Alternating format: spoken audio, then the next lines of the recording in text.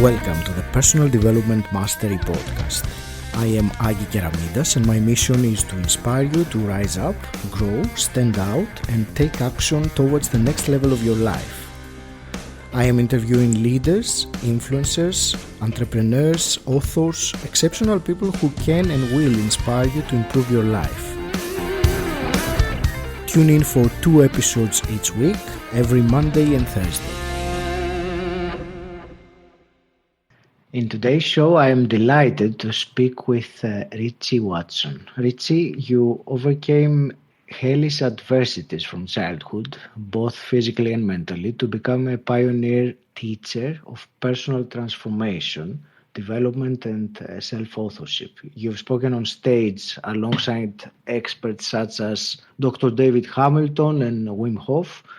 Your approach as a deep transformation coach and life development mentor is rooted in your own personal transformation beyond chronic pain, illness, PTSD, anxiety, and suicidal depression.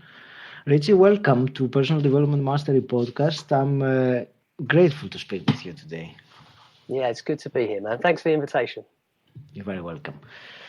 Richi, shall we start with your story? You have an immense story, and could you isolate 1 or 2 major key defining moments in your journey that have led you to where you are now? Okay, so I think in my story, there is deep challenge within physical challenges with my health, and that began when I was very young. So I could perhaps point to when I was 17 and things really deepened for me. This was an experience so up until now, as a child, I'd been like off school, like probably a third of the time with illness. And like if anything's going around, I get it. I'm also hyperchemical sensitive, which means when they paint the school at the weekend and I go in, my throat closes up and I'm off school for a few weeks contending with that reaction.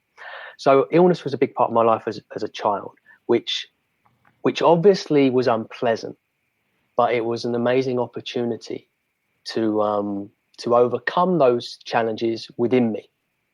And I was doing that and learning a lot from it just by virtue of having a lot of time to do it and repeating the experience of being ill and uncomfortable and in pain. So it's like, as a child, let me just say this so everybody can kind of come on board, because everyone can relate to this. Yeah. As a child, if you're ill, you could be ill in the morning, but in the afternoon you could be running, jumping, climbing trees. And there is this we kind of live naturally in a placebo state because we haven't got so many layers of mental noise upon the thing we're experiencing. So that means we can move naturally with the flow of our experience. So if a child starts to feel better, that's how they express themselves, as feeling better. They don't have to be completely better to be able to step into the flow of expressing themselves as better. And that is not only good for us physically because it harnesses the mind-body connection, but it's also a wonderful mental approach to life. So through my journey, I not only continued experiencing that because illness never stopped being a part of my life as I grew up, but I honed it as well. So I was embodying, I would say, a form of placebo, both for me physically, but also emotionally. However, the physical challenges didn't stop, and life was very difficult to contend with. At the age of 17, when I was walking to the bus stop to go to college one morning, my body waved a white flag, and I went to take a step, and I collapsed. I collapsed against a wall, and I couldn't take another step. I just didn't have strength in me. I was exhausted to my soul. There was nothing left. And that's because I was trying to move through this exhaustion, these physical problems, and I was continually trying to move through them, and there were no good solutions for me presented. So I just kind of tried to keep getting by and do my best. But there came a point where, I just couldn't move forward anymore. So that I was against that wall, leaning against that wall, trying to move forward for about an hour and a half before my mum happened to drive past and see me. And she rescued me, gathered me in the car, took me home. And so I had to leave college at that point, and I was in bed for many weeks, unable to do very much. And things deepened to the point where I was now chronically debilitated for long periods of time.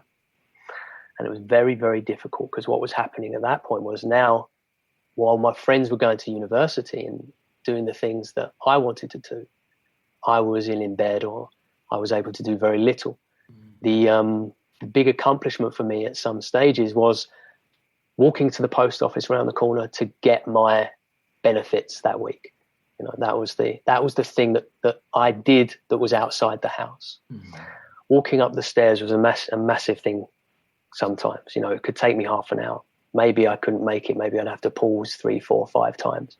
Maybe I'd collapse at the top of the stairs.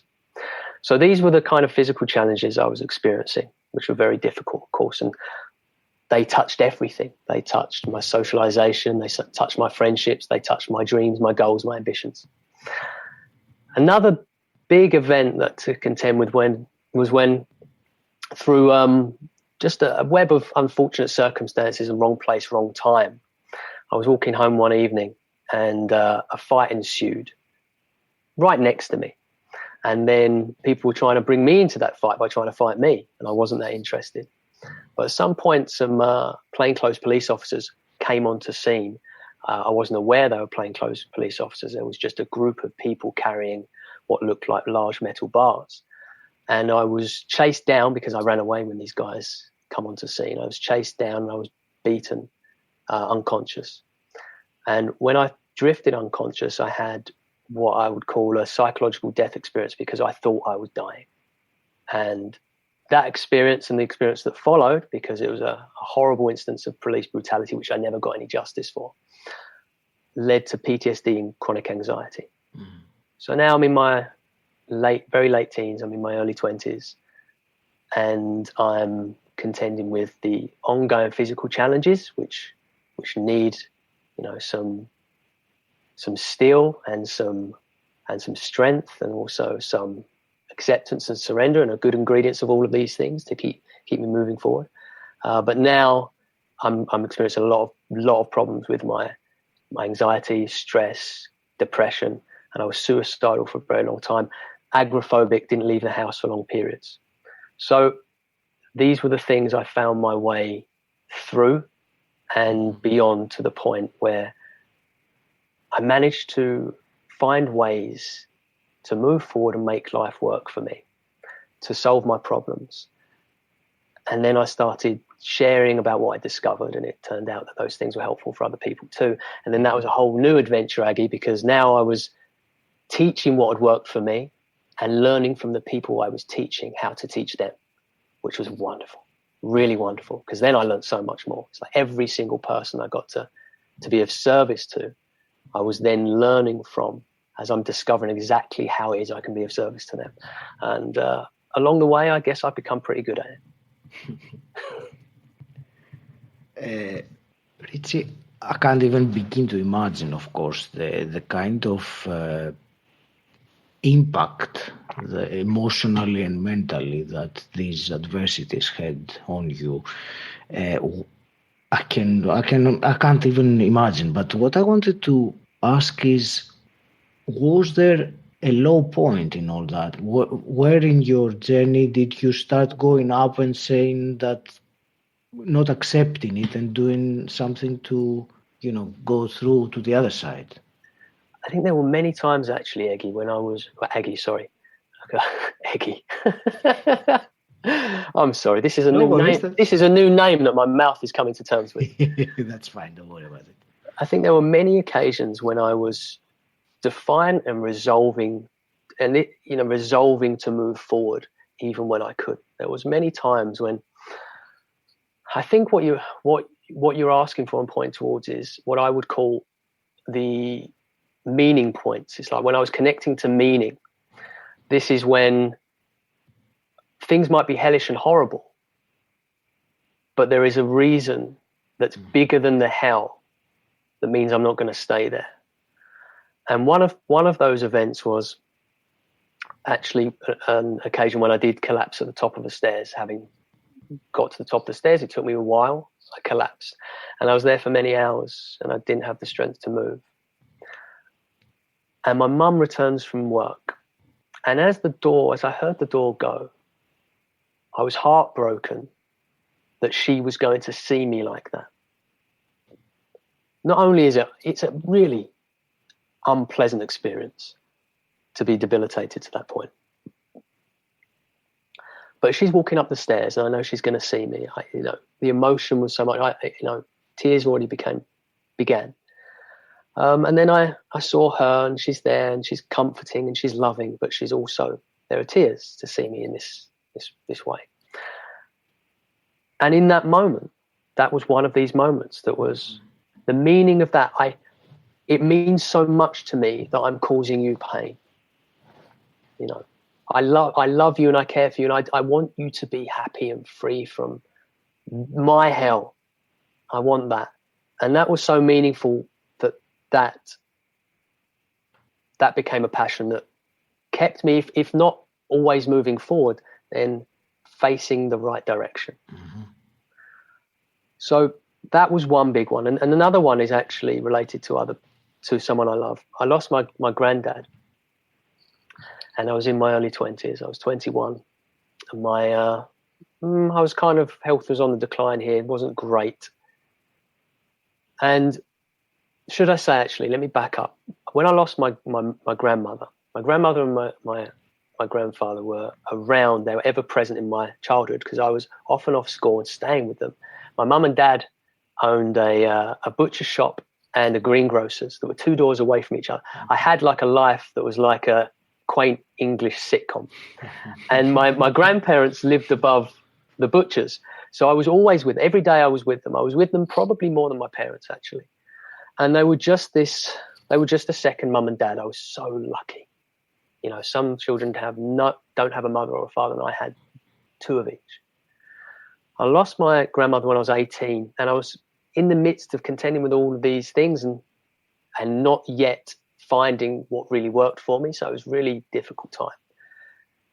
And I wasn't there for it. I was 18, and I wasn't there for her. I went to visit her in hospital. I was there for a few moments because I couldn't bear seeing her as she was, and I left. And that was the last time she was lucid enough to speak. I never spoke to her again. And she was uncomfortable. Her lips were dry, she said. I didn't even pass for water. I just kind of got out there. And that was one of the most painful experiences, having lost her and then let her down, not said everything to her I wanted to say. So I had all of these regrets. And the thing about regrets is they're very useful, and we have a lot of vilification. That's something that happens in the self-development world a lot of the time. In the more kind of self-help or spiritual centric, live without regrets, don't have regrets. It's like, well, regrets are some of the best feedback you're ever going to get. Regrets are the thing that mean that you might not carry on doing the same stupid thing again and again. But some regrets are so big and so painful, it's difficult for us to want to go near them. But through the next few years, I faced that regret. I held that pain fully and deeply, owned it, so it could then become an integrated part of me, so it could strengthen me rather than haunt me and weaken me. And by the time my grandfather was passing, I resolved to be there. Mm-hmm. And so I was there every day by his side on his deathbed. And I was there the moment that he realized that he was dying, because he was very elderly and he hadn't actually been told explicitly that this was happening. And he realized it. He come to realization. And he said the words, "God help me, I'm dying." And I'm by his side, my mother's there and other family members, and we're there present to when this man that we adore is realizing he's coming to the end of his life and he's facing that fear and that reality. Aggie, the very next thought that he expressed was concern for everybody else. He realized he was dying, and the very next thing that this wonderful human being expressed was concern for everyone else and love. And he said, "I just want to give you everything. I don't want to give you all something." That was what he said. "I want to give you all something." And my dad was there. And he said, "Alan, you can have all my tools." And that was such a beautiful thing, because my granddad was an engineer. His tools were a big part of his world, and he accumulated these tools throughout his life. And there's his son-in-law. "I want to give you all my tools." And that was such a simple but the deepest expression of love. And I realized at that point that their relationship was so much more than father-in-law, son-in-law. They were father and son. It was beautiful. He then started to say these words, Aggie, and this is when things got very deep and meaningful for me. He said, no more fighting. There's always family fighting, right? He said, no more fighting. You have to look after each other. Everybody, you have to look after each other. And then he turned to me and looked me in the eyes. And at this point, he was quite blind and couldn't see very well. He looked me in the eyes, and I had my hand in his hand. And he said, promise me you'll take care of each other. And I was feeling every kind of emotion so deeply I couldn't even speak. I went to speak, but I couldn't. And I just nodded with tears in my eyes. And that was one of the most meaningful moments of my entire life. So one being, I made a promise. Mm-hmm. And in that promise to take care of each other is a promise to be a kind of person, as I saw it. And with that also, the thing that I need to do to honor the life of this man who I love so much is to be more like him, mm-hmm. is to bring those qualities into the world and through me.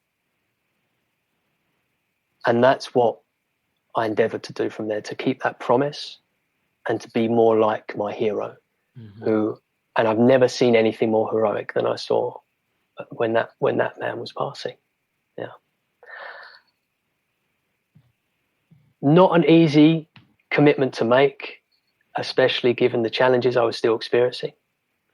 But that meaning has been certainly one of the fundamental drives that I've had, not only to keep myself moving forward, to be able to overcome these challenges, to not be a burden on those I love, to give them the freedom of not being burdened by that, but also to be of service, to be able to help others out of similar hells, their own version of whatever I might have experienced and other things. Mm-hmm. When you were saying the story about your grandfather, I was having goosebumps. So it's a very powerful story.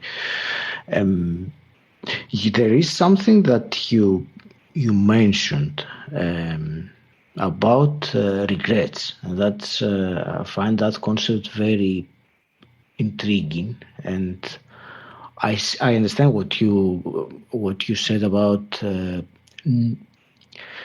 the phrase "don't have any regrets, no regrets from now on." And in my own self-exploration, I have tried to avoid the regrets, because when I face them, it's probably the most painful negative emotion, that regret, because there's, the way I see it, and tell me what you think, is that you can't do anything about it anymore. So that is the deepest feeling, that the deepest negative feeling.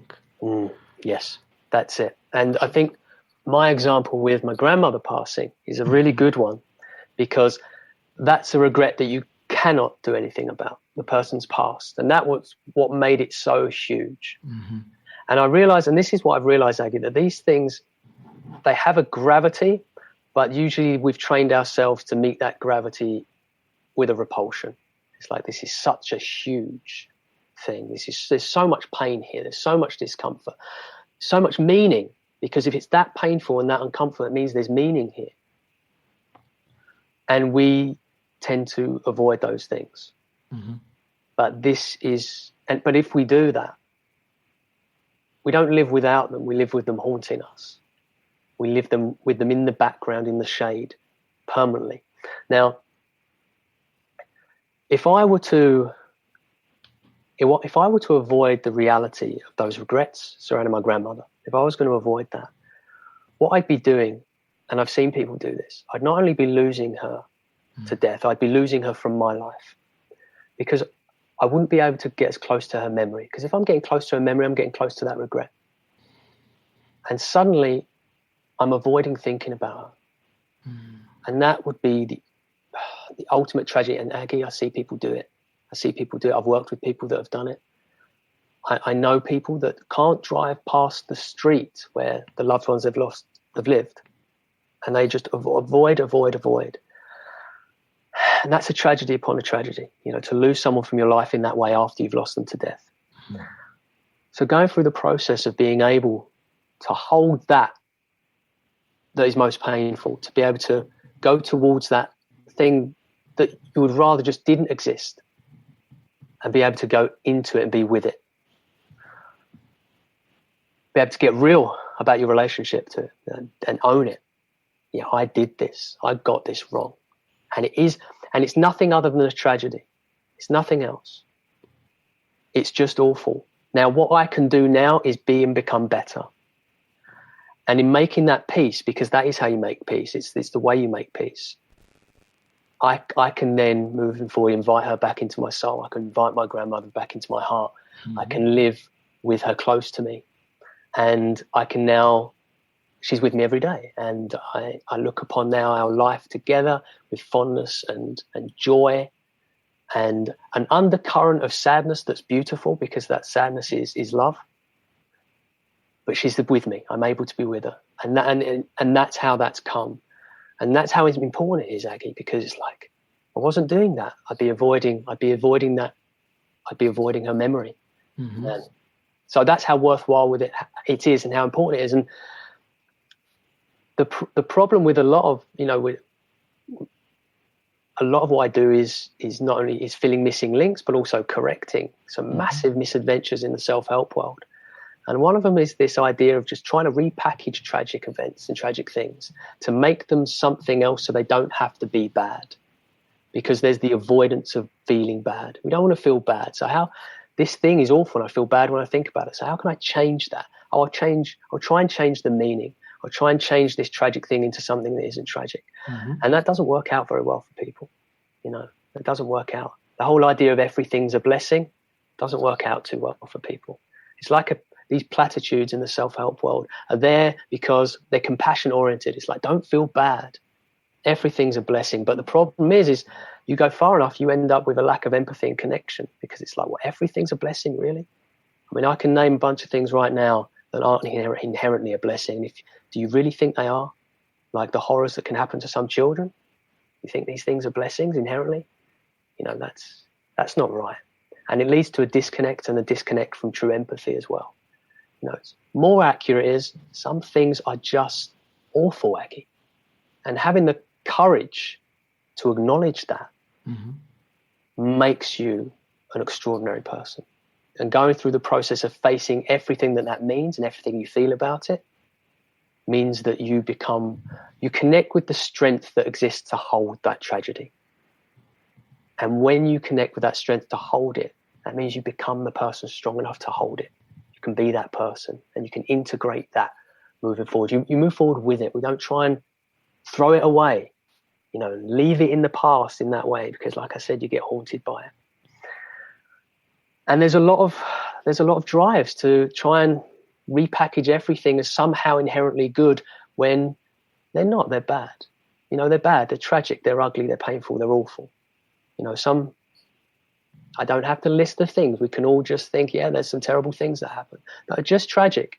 Being able to acknowledge and own those things is a very worthwhile experience, rather than trying to repackage them as something else, because then what we get into is a dynamic of what I call resistance and denial. Mm-hmm. And when you're in resistance and denial and you're disconnected from the thing, you're causing yourself so many problems. There's peace that comes on the other side of the willingness to acknowledge and hold that which you wish didn't exist. Getting really real with it. That's actually when we make peace. And we become the people we need to be, because it's like the next tragic thing is going to come. And if we've avoided this one, and we've repackaged this one, and haven't become stronger through it, and we haven't connected with it deep enough and the meaning for us, when the next tragic things come, we're not going to be able to contend with that either. We're not going to be able to deal with that. And maybe I make the same mistake with my grandmother as I made, with my grandfather, and maybe with my grandmother. Mm-hmm. Right? That's what we'd be doing. No, man, that isn't the orientation. So there's something to be said, to be clear here, for, not obsessing on the regrets and the things we do.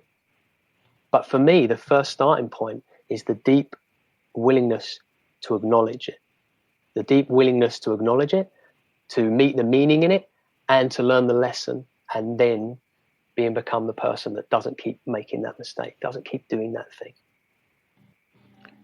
Can you clarify for me? I find it fascinating. There is one thing I want you to explain further, because you say to embrace it, to understand, to go deep into the regret. Is there anything wrong while doing that? Also reframing it to a different meaning, because in a way, what is you said that some things are just pure awful. Isn't there a chance that there is the opposite of option of something that we might have not considered or we might have not thought of at all? Because for me, labeling something just pure awful denies every other possibility of something that we may not be aware of. So I appreciate, I understand what you're saying, and obviously reframing something that is obviously negative into something that is the opposite in an attempt to get on with it and forget about it, it's certainly it's wrong. I'm only asking, is there any way to combine the two rather than excluding the reframing or seeing it in a different way? Yes. And that would be, so the idea is this, that thing. So if something happens that is tragic and your relationship to it is that, so it's an acknowledgement of that, because that's real. And anything else can put you into dynamics of self-denial and resistance. So it's like, okay, hold on, this is real. When I lost my grandmother and I let her down and I wasn't there, this is real. Now, what am I going to change that to? I'm not going to change that to anything that's going to make too much sense for me. But, so there's not like inherently a blessing. However, within that experience was also the potential for me being able to be there for my grandfather in a way I wasn't before. So it's what we do with it. So the blessing doesn't inherently exist. We have to create it.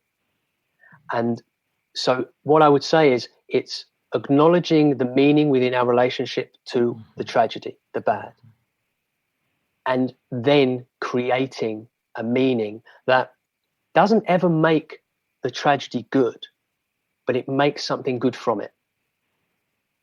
And I think that's the way we combine. And I think that is accomplished by going fully deep in your acknowledgement to the tragedy first. Because otherwise what we're doing is the thing we're creating next, it isn't built on reality. So it's weak. It isn't strong. It's soft, and we struggle with it and we get it really wrong and it falls down. It's like a house of cards. It's not, but if you get really real first, if you get really real, this has happened and it means this to me and I feel this way about it. And this is what I got wrong. And this is what I feel about that. If you get, then you're on the firmest ground possible for the thing you do next. And then you create something good going forward. And then you create meaning from it. Like the meaning I'm explaining to you, which is in owning and acknowledging this, I'm able to do better. I'm able to do better. I'm able to learn from this and I'm able to do that. But it's not skipping the fundamental first step, which is ownership, which is deep acknowledgement. Okay? Does that help? Yes. I think it's exactly what you. I agree with what you say. It's just the way that you put it now. It 100%. You have to acknowledge and own it. Absolutely, not avoid it by putting a different meaning on it. Yes. And do you see how that's done a lot? You can see how that's done a lot in the self-development world. There's an awful lot of trying to reframe things from the off. It's like, okay, see it positive and see it like this. In the more, like I say, spiritual centric, it's things like everything's a blessing. And it's like, man, you see what you've done to yourself in avoiding the reality of your own suffering connected to this. You're now disconnected from empathy, because the idea that all events and all suffering that happens to people are blessings, well, it's actually more in the direction of evil than it is compassion.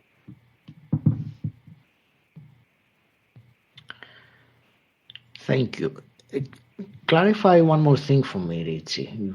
Since we're talking about regrets, because you said you used the phrase that many self-development people mention, do not have any regrets. Yes. And I completely understand what you just told me about regrets of things or events that have happened. What about the future? So for me, if you told me, Agi, I don't want you to have any regrets, I would take it personally that my actions should lead to a direction in my life that I'm doing the best I can or as much as I can, so that I don't have the regrets of avoiding opportunities or having missed something that I could have if I succumbed to my fear or my limiting belief, because that is another form of regret, which is a regret of lost opportunity or lost growth. Yeah. So, I think it's a bit of a conflation with the idea of regrets and opportunity, because they're not the same thing. I think better would be take your opportunities. Mm-hmm. Don't miss an opportunity, Okay. Be willing to experience challenging and scary things so that you can become more and discover things you might not already have. But what we really want, and this happens so much, is what we want from the idea of don't have any regrets is use regrets properly. Mm-hmm. Because if you're using regrets properly, that's how you end up not living with regret. And for me, that process is one that I describe as acknowledge and use. When you acknowledge and use the emotions that you're experiencing, your relationship to the experience that you're meeting, if you acknowledge and use that, then you come to peace. Then it's an integrative process, and we're in spectrums of resist and deny or include to transcend. So this is the solution orientation, I would say. It's like you include to transcend. That means everything. That means willingly include all of it, because that's how you transcend it. And if you're not willingly including it, you're in some degree of denial and resistance. Mm-hmm. And the moment that we come into that willing inclusion, so it can happen, the miracles that happen in my emotional transformation work, again, it's just what I've experienced personally. Switching from wishing the experience away, having a relationship without emotions, which is one of an enemy dynamic. And again, we see these ideas. I see this meme shared endlessly. It starts with your anxiety is lying to you. Your anxiety is lying to you. And after then, it says all these things which seem good, like you're safe, you're supported, you're okay. All these things that seems okay, but the premise of this idea, your anxiety is lying to you, is a recipe for anxiety, because it's creating an enemy dynamic with your own emotions. And it's not true. That's not how things work. Your anxiety isn't an enemy. It's a friend. It's trying to inform you. It's trying to bring you awareness to something you may need to know. But if your relationship to it is such, and that's being compounded by these kind of memes and these ideas, it's my enemy, it's trying to get me, I need it not to be here, I need to wish it away, it's not going anywhere, because it'll become fortified in that resistance and denial. But if we instead go, well, my anxiety is my friend and I'm willing to experience it when I need to, then you're coming into an embrace with the emotion. Rather than a resist and deny, you're coming into an include to transcend. And it is extraordinary how swift transformation can happen when that switch is made. It's like, okay, it's all working for you. Everything's working for you, not against you. Nothing is. All your internal matrices, be they physical or psychological, is working for you to bring you to well-being, to survive you, to help you live and thrive. Mm-hmm. It's like, okay. So welcoming feelings of stress, anxiety, and fear, being willing to just feel them, being willing to experience them, being able to hold even the spikiest and prickliest of emotions. This is the direction we need to go in if we're going to actually experience meaningful transformation. It's difficult for most people to face those very negative, debilitating emotions, isn't it? Yes. So you see that all the time. I'm working with people currently who are in very difficult circumstances. I've been in them, Nothing, everything I'm saying is coming from a deep personal understanding, but also professional. This is never to trivialize what people are experiencing. It's never saying, well, you should be able to do this. It's just pointing that this is the direction we need to be able to go in.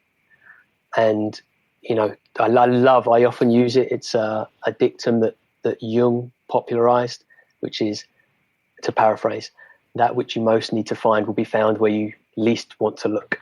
And that's a significant part of things, Aggie. It's a really significant part of things. And while we see things like follow your bliss, we don't see what else Joseph Campbell said, which is to counterbalance that and add context, which is follow your blisters. He said, I should have also said follow your blisters. And you'll see the follow your bliss meme endlessly because people will like and share that forever. Not so many people have seen follow your blisters, and that meme doesn't get made, but it's a really significant part of it. Most of what we see and hear is some form of don't feel bad. Yeah. Don't feel bad. And it's a bad idea. It's a bad solution, Aggie, because it's the premise is feeling bad is itself bad, and feeling bad isn't bad. Feeling bad itself can be good because this is how you learn from your mistakes. This is how you grow. And we learned early on, didn't we? We learned early on that feeling bad was something we'd rather not do. So what we've done is we've spent a lifetime evolving coping mechanisms in order not to feel bad. And most of them are invisible to us now. We don't want to feel bad. We want to avoid feeling bad. How do we avoid feeling bad? Well, it feels bad to be the one that's wrong, so I guess other people being wrong is helpful. So if I blame other people, then I don't have to be the one that's wrong. And if I'm always the one that's right and I need to be right to be safe and feel good, then other people need to be wrong. So if they don't agree with me, they have to be wrong. And then that goes so deep that eventually the people that are wrong aren't just wrong, they're immoral and they're evil and they're the worst people imaginable because they are holding a different space to us. So blame centricity is one of the most prevalent coping mechanisms in our culture, to not feel bad and to try and feel safe. But it's a false sense of safety. That's not where safety comes from. Safety doesn't come through comfort. Safety comes through strength. That's true safety. The stronger you are, the safer you are. And so how do we become emotionally safe? We'll become emotionally strong. How do we become emotionally strong? Well, we need to hold. We need to be able to hold the heavy emotions, the difficult emotions, the ones we'd rather avoid and that didn't exist. Because if we're not doing that, we are weakening ourselves. And those things are just going to keep coming. They're going to happen. And so I say that when we avoid feeling bad, we inherently create a life to feel bad about. Because we're not doing the things we need to do because of the things we feel bad about. But if you get in it, you need to know it better. Like I gave this example to our mutual friend David Saville when we were on a podcast together.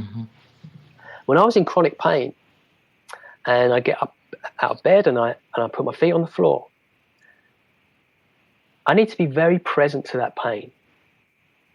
I need to get to know it better so I understand its needs. Because if I'm not getting to know my pain, if I'm avoiding it, then I might be moving in a way that isn't helpful. But so I might be causing myself more problem if I'm not present enough to my pain. There's also another problem, which is if you're not present enough to your pain, is I might not be doing enough to improve it. So for me, when it comes to certain injuries and issues I've experienced, you have to get into a perfect stretch, which actually helps you heal and grow and strengthen. And you do that by getting to really know the pain. Let me give an example because this has become a really good metaphor. When things shifted for me with my pain and my injury, I had a bad back injury and I've got a condition which makes things complicated. So I wasn't able to do any exercise. Now I'm at the playground with my daughter and there's they have the exercise machines now in playgrounds and parks. Yeah. It's wonderful. And you use your own body weight on these. So I thought, okay, let's see if I can do any of these. Right? And I got on one. It's a seated lat machine. So I'm here and I'm pulling down. And I pulled this far. So my arms are straight here, Aggie, and I pull to here. And the pain between my shoulder blades is severe. Okay, so I stop. And then I go away, and this is what my mind says about this experience. I can't do that one. Okay? I can't do that one. And as I'm getting up, and as my mind's saying I can't do this one, I realize, hang on a minute. I actually pulled it about 2 inches before the pain. Like I pulled it towards the outer of the pain, so it was discomfort, but it wasn't pain. And it's not that I can't do it. It's just that I can just do it for 2 inches right now. So what I did is I got back and I did 2-inch reps. And I pulled in by getting to know the pain, by being present to it. And I'm pulling in towards discomfort, a stretch of discomfort, but not into pain that's going to cause me harm. Because here's the thing, Aggie, is like this pain, a lot of it is weakness that needs to be strengthened. So that pain is a signal to where I need to strengthen, not avoid necessarily. I don't need to, right, I can't do this, don't go near it, but actually find what it is I can do, can strengthen this. And through that process, Aggie, I went on that machine every few days or however often it was, and suddenly it's 4 inches that I can pull down to. And then at some point I can do a full lat. And then eventually I'm getting myself back in the gym.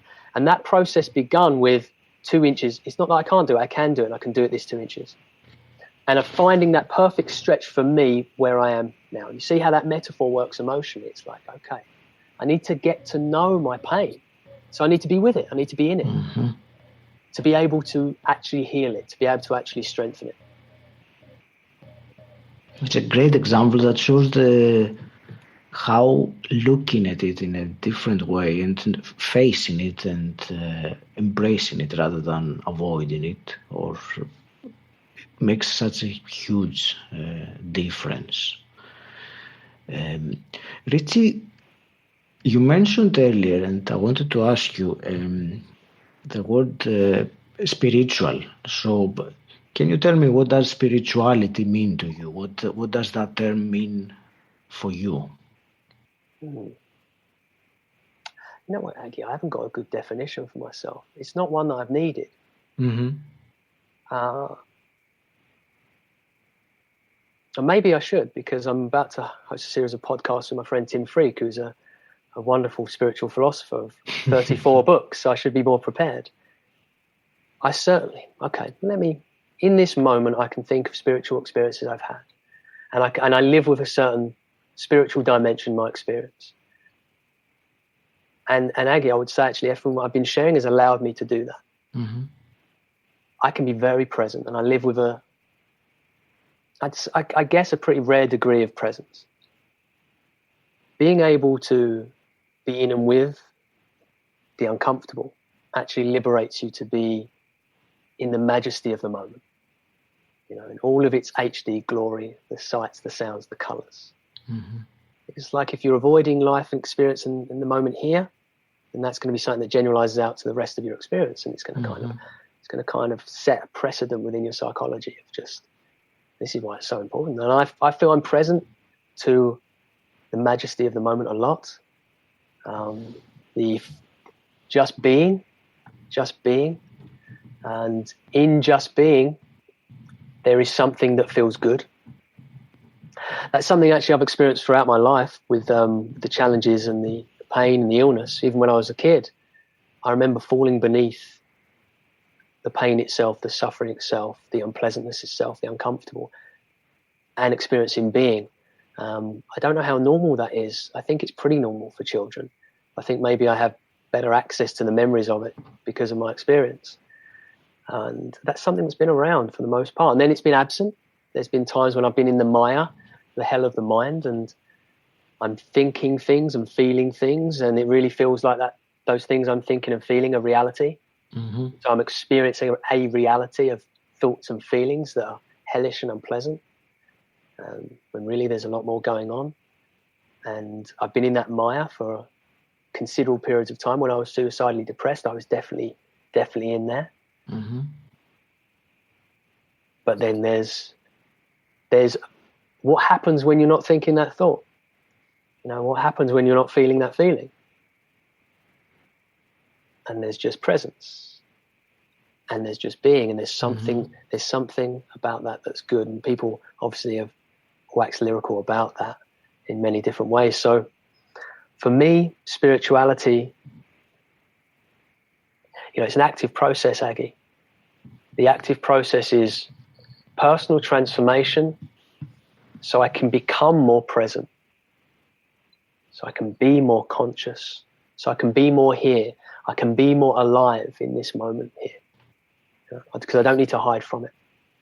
So I can just go deeper and deeper into it, as deep as I can go, and keep going. I guess that's what I could say about that. I love it. I like you said the majesty of the moment, being present in the majesty of the moment, and the way you were describing it earlier on, you were saying about the emotion, the negative emotion or the pain or whatever it is that people avoid normally. And now you just reminded me of the different kind of awareness that you need to have, not to identify with that emotion, to step out and look at it, or the feeling or the pain or anything else it is, because that is no different in a sense than a pleasurable emotion. Both of them are experiences, but of course it needs a certain level of awareness to be able to recognize that, and I think that's the result of that is the majesty of the moment, which I love this phrase. I haven't heard of it like that before. It's how it feels, man. It's how it feels. And so what I'd say in this message, I just want to bang this drum, is just like, it's the include to transcend process. Mm-hmm. It's like, okay, I'm going to include it all, like the bad feelings, the uncomfortable, all of these things. Mm-hmm. In the inclusion is the transcendence. And then, because what happens, Aggie, is if you really go into and with something that you'd rather wouldn't exist, or you don't want to, your presence within it expands. Now, it's not like maybe you don't become completely free. Maybe that's not what's happening of the emotion and all the signatures of it, but it changes through your presence expanding within it. Mm-hmm. And we can be triggered and reactive and avoidant. But then when we willingly go into and we connect with that strength to hold and be, our presence within what we're experiencing expands. And there's awareness. And in that, we've got the strength and we've got the clarity to then make a good decision, to then do something good with the emotion that we've been wanting to avoid, mm-hmm. informed by it. And that's awareness and consciousness. So these moments are usually the place where we are training ourselves to become unconscious. We're training ourselves to not be present because we want to avoid them. Yeah. So it's like, okay, how are you going to be present over here? Because you're training your mind not to be present. You're training your mind not to be conscious. You're becoming more and more unconscious, which is a typical experience as we get older. We become more and more unconscious. We become more and more the driver who performs a journey in the car and then doesn't remember the journey, because this has become something that's become very automatic. And we really want to reorient our consciousness to be able to become more present. We can't do it while avoiding these things. And so what I'd say is, if we can understand the premise, which is like, just like the pain that we're in, if we've mistakenly put our hand in the furnace here, mm-hmm. the pain, so the experience is unpleasant, but the pain itself, so the existence of pain is not itself bad. Mm. It's there to help us. It's there to get your hand out of the fire because you're harming yourself. Yeah. So it is itself good. And that's true too emotionally.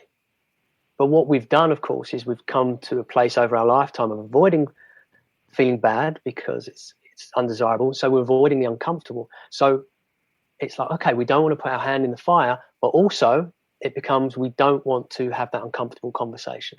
Mm-hmm. And we need to have uncomfortable conversations. We need to, because if we don't, we'll have an uncomfortable life. Mm-hmm. We need to go into uncomfortable places. Why? Because if we don't, we're never going to get the things that we really want. We're not going to accomplish what we want in life, and we're not going to be able to be and become the human being we need to be to accomplish them. We need to be able to do that. And a fundamental reframing of the meaning of supposedly negative feelings, because they're not a negative thing. They may be an unpleasant experience, but they're there for you. Mm-hmm. And if we're doing that, we're we're willingly including them, then we transcend them. And I say to my students and clients, negative thinking leveraged is positive thinking. Mm-hmm. And again, with so much out there, is how do we stop negative thinking? Well, don't try and stop it. Leverage it. Use it for what it's for. This is the thing, Aggie. It's like the fundamental first step is being missed. And that fundamental first step is actually a meta step. It becomes part of what you do all the time. Mm-hmm. It's acknowledge and use. So we're treating everything as an enemy. So you're experiencing stress. Well, that's bad. How do we get rid of it? You're experiencing anxiety. That's bad. How do we get rid of it? I saw this during the beginning of the COVID pandemic. And I was really concerned about what a lot of people in the wellness and self-development industry were saying. Mm-hmm. Because it was this immediate, if it wasn't, hey, buy my superfood products, #COVID, which I don't think is necessarily the way to conduct ourselves in business. If it's not that, in self-development, it's okay, you're feeling stress, anxiety, do this process. Come and do this transformation work. And it's like, hey, this is not, no, it's not time for that yet. You haven't asked anybody what their relationship to what's happening is. Yeah. You haven't asked them if they're acknowledging and using the emotion for what it's for. And this is what's being overlooked a lot of the time, Aggie. It's like, okay, so much of my work is made easier by beginning from that place. Okay. You're anxious and stressed a lot of the time. Okay. Well, are you using that for what it's for? And they're not. Why? Because we don't want to feel it. If we don't want to feel it, how can you use it? How can you leverage it if you're avoiding it? So it's, okay, you're anxious. The COVID thing's happening. Okay. Of course you're anxious. It's okay to be anxious. This is fine. This is normal. The anxiety is a good sign that your emotions are working perfectly, because there's this unknown thing that we don't understand that could be a threat. So we acknowledge the anxiety. I am scared. I'm feeling anxious. Mm-hmm. We acknowledge it, and then we use it, because that's what it's bringing our attention to something we need to do or need to learn, need to understand. So it's okay, inform yourself now. Find out what's happening. And then once you found out what's happening, find out what you need to do. Mm-hmm. And then take those precautions. And then what we're doing, we're taking that supposedly negative emotion or negative thought, and we're taking it on a constructive journey that leads to a positive outcome. We're using it for what it's for. And doing that regularly. So it's like, and then the anxiety returns after you've already done it. Okay, go through the process again. Doing that alone, Aggie, really helps heal what people think are chronic anxiety and stress problems.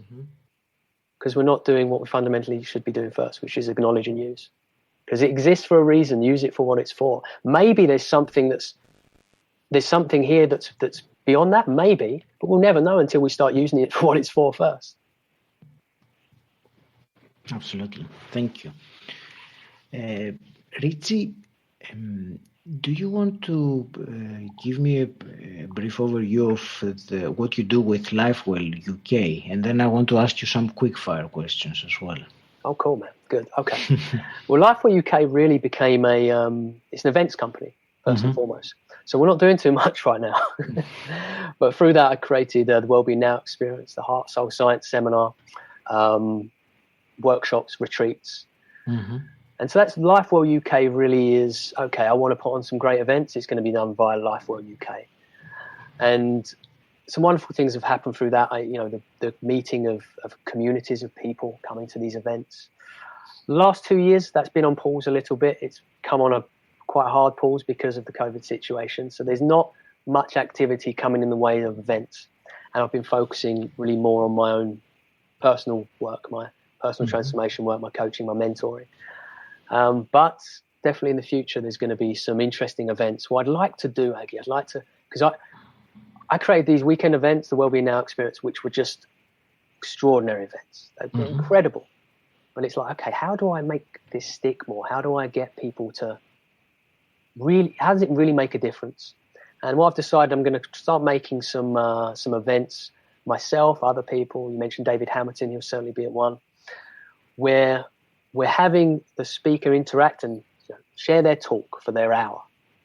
And then we have a break, and then we get a couple of armchairs and we're sitting down and we're having a conversation, which we're bringing the audience into. It's interactive.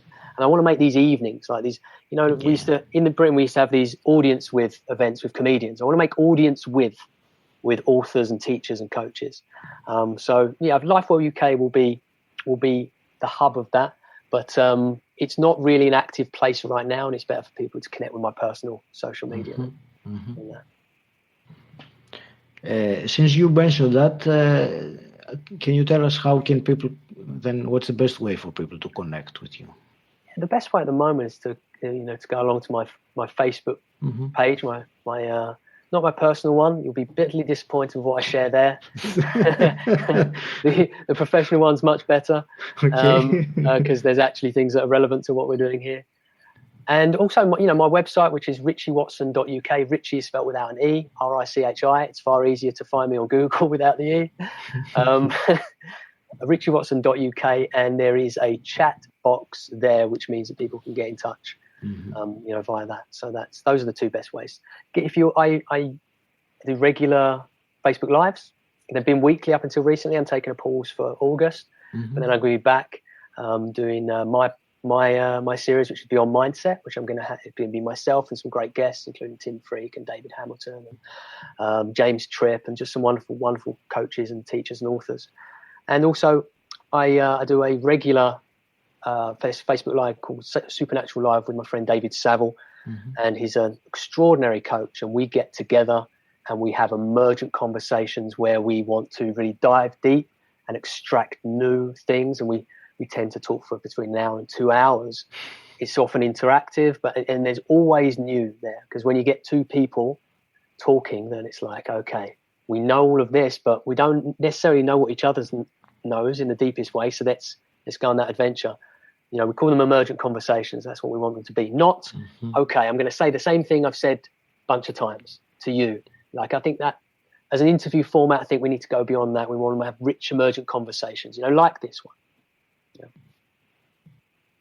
Awesome. Let me ask you then some quick fire questions to Richi. Cool.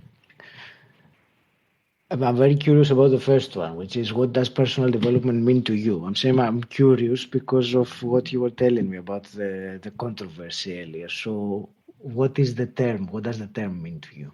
So personal development, on a personal level, generally, like I say, there's some misadventures. There's a lot of them. But personally, it really means a willingness to go where you'd rather not go, to discover what it is you're looking for.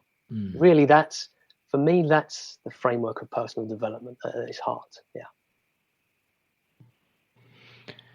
And if you could go back in time and meet your 18-year-old self with what you know now, what's the one piece of advice you would give him?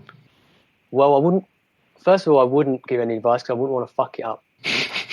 Because I know what comes, and I like what comes. It's meant to improve his life, not to fuck it up. Exactly, right. But that's the thing. He needed all of the shit to be able to, Yeah. I sometimes think about this, Aggie, especially the suicidal me. I think, what would have been my experience if I could have got a glimpse at me in the future now that's done everything I've done. The kid that couldn't answer a phone to his friends or leave the house, who now gets up on stage in front of hundreds of people. Yeah. Like, I don't. There's nothing to be gained from that, because it happened. Unfortunately, I had the right balance of things to be able to move myself forward. But okay, hypothetically, if we're saying hypothetically, but not in, and I'm not actually getting the time machine, so there's no risk of me fucking it up. What would I say? Wow. So, it's a bigger question. Let me really. I think the simple thing is, like, I find myself thinking, what would I say to other suicidal people who are going through hell? Believe me, it can and will change. It really can. I know you can't see out of it right now. I know it doesn't feel that way, but it really can. It really can. And I'd want to express that to someone who's going through what I'm going through. I'd want to express that so purely and heartfeltly that they could hear it. I think that's what I'd like to do. And I think that question is really about somehow extracting or distilling the wisdom that you've acquired since you were 18 and put it up in a nice package that hypothetically it would benefit your older self. But thank you for sharing this. And if there was something you could do, like wave a magic wand and change something in the world as it is today, what would that be? It would be, I'm going to sound pretty obsessed with this philosophy, but it would be able to encourage and help the world be able to engage that with that it would rather not experience. Mm-hmm. And as an extension of that, actually, the big problem that we're seeing so clearly now, which is it's a normal part of our primal drive to see things in this or that, what I call polarity consciousness, or in binary thinking. It's this or it's that. The reason that's an extension of, is it safe or is it a threat? And we will, it's a normal paradigm. If right now we're experiencing, is it this or is it that? Because if it's not this, it must be that. So that means, I think this. And if you don't think this, you must think that. This is right and this is wrong. This is safe. This is a threat, which is why people respond. If you're thinking your position of being right is safety, and this position of being wrong, there must be a threat to that safety, which is why people respond in the way they do. I'd love to invite people into and just this invitation of integrative thinking, rather than polarity consciousness and binary thinking, integrative thinking. It might be this and that. It might be this in this circumstance, in this context, but it might be that in this one. And let me give an example to that I think is really relevant based on what we're talking about, which is one of another meme is what you resist persists. Mm-hmm. Right, that's one. And it's true. The problem people have with things that they find to be true is they think they're absolutely true. And it's rare we come across absolute truths. Most things are contextually true. And this is one of them. And almost all of the things, you'll hear me saying things like almost all rather than always and forever, because this is absolutism, which is more polarity consciousness. So almost all of the things we hear, are laced with these kind of misadventures. So that which you resist persists is true of the inner world, but it's not true of the outer world. Mm-hmm. So there's that context which is necessary. Because otherwise what happens is people are like, this is true, and they hold on to that. They're no longer intervening in their life, in the world, in a way that could be resistant. Yeah. It's like, I can't resist. And then suddenly you're in hell because all of these things are happening you don't want to happen, and you're not able to stand against them in a healthy way. And you can resist in the outer world while being in a accepting in your inner world, because it would be, if there's something happening and you want to stop it happening and you don't, well, suddenly you're in inner resistance. So your non-resistance, your external non-resistance becomes an internal resistance. And so, I think that would solve so many problems, Aggie. It would at least be a major leap, like a huge leap, evolutionary leap forward in solving our problems if we were to step into more integrative thinking and integrative consciousness in those ways. Richi, I want to thank you very much. This has been a deep conversation, and I really enjoyed it. I want to wish you all the very best, to thank you very much for your time and your wisdom shared with us today. Any parting words? I'll just thank you, Aggie. I've really enjoyed spending the time with you. I love your vibe, your energy. I love your smile. And thank you for this invitation and helping me reach and connect with other people. It's beautiful. Thanks, man. Thank you for listening. Please take a moment to subscribe and review Personal Development Mastery on Apple Podcasts, and also share this podcast with someone who you think will benefit from it. If you want to gain access to exclusive content while supporting this podcast, then become my patron. The link is in the show notes, or you can type bit.ly/pdmpad. If you want to know more about what I do and how I can help you, or if you have any questions, join my Facebook group Personal Development Mastery. Again, the link is in the show notes, or you can simply type bit.ly/pdmgroup.